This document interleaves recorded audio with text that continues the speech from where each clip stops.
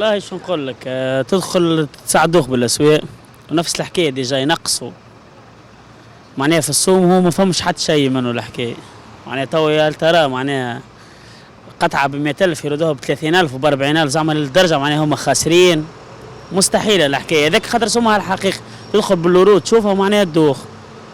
شيء حسيلو يدوخ، دور تمشي لبلايص والعباد قاعده تشري معناها قاعدين يغشوا في العباد الكل.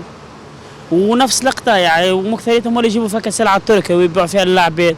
قطعه تشريها ماشي ديك الجمعه 10 ايام اول غسله حسيلو ما عادش تلقى فيها حتى شيء.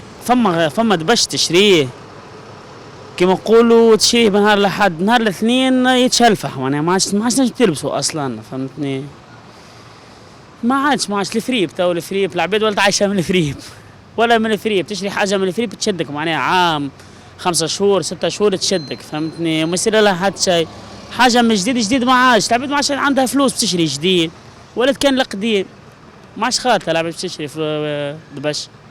دونك سولد في اونيتمون الغلاء الموجود اكتويلمون سولد فرصه باش الواحد يبروفيتي فيه فهمني اونيتمون خاطر ابار الفتره نتاع السولد تشوف القطايع في الموين مع اونتر 150 و 250 غالي برشا اونيتمون. دونك في السولد يتيح شويه الاسواق وموا ينجم يبروفيتو ولا الصغار والكبار. انا واحد من الناس هكا فهمني عاون شويه نبروفيتي في السولد با بلوس. اكتويلمون مازلت ما عملتش دور اونيتمون مي فرصه السولد وكا. باهي السولد ما سمعتش بيه ما نعرفش يمكن الميديتيزاسيون ماهيش واضحه والشريان والله ما سمعتش خاطر نورمالمون بروجرام كان فما حاجه نشري. مي هو ديما السولد احنا مش مشكور في تونس معناتها ديما ماك تعرف معناتها يهبطوا لك حاجه كان مش باهيه كان معناتها كان الحاجات اللي ما تتشراوش فهمتني. الحاجات الباهيين يخبيوها. اي كان ثم فرصه حاجه باهيه ناخذ والله مازلت ما سمعتش بيه كان اليوم عارفش ندخل توا مازلت ما شفت حتى شيء. والله اهلا يعني اليوم كان اول يوم لنا هون نحن عملنا يعني جوله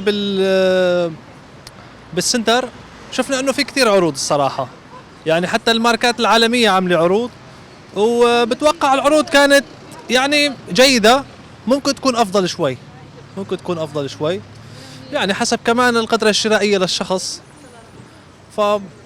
فبظن هذا رايي يعني كان اليوم. السولد الاسواق ماهيش كلها معناها فما اللي عاملين في السولد وفما اللي سولد مغشوش. لا مازلت كنت نعمل في دوره ديجا قبل السولد عملت دوره بيان سور وتوا راني جيت نعمل في دوره باش نشوف شنو نشري ما نشريش. فما دي بوتيك دي ماغازان يحترموا يحطوا البري افون البري معناها السوم القديم والسوم الجديد ويحترموا معناها السولد. فما السولد مغشوش يبدل يطلع في السوم وبعد يعمل السولد باش يقروا هو مش بيدي يسرع على السوم القديم. والله حسب ما شفت انا السولد الحق ما ثميش معناها كيما كانوا يحكوا عليه ولا حتى اللي هبطوا في اللايف في الفيسبوك معناها كيفاش السولد. جينا نحن مثال البيك وواحد كل شيء جينا شفنا السولد مش عادي معناها هبط بالكدا اكثر من 50% واحد كل شيء.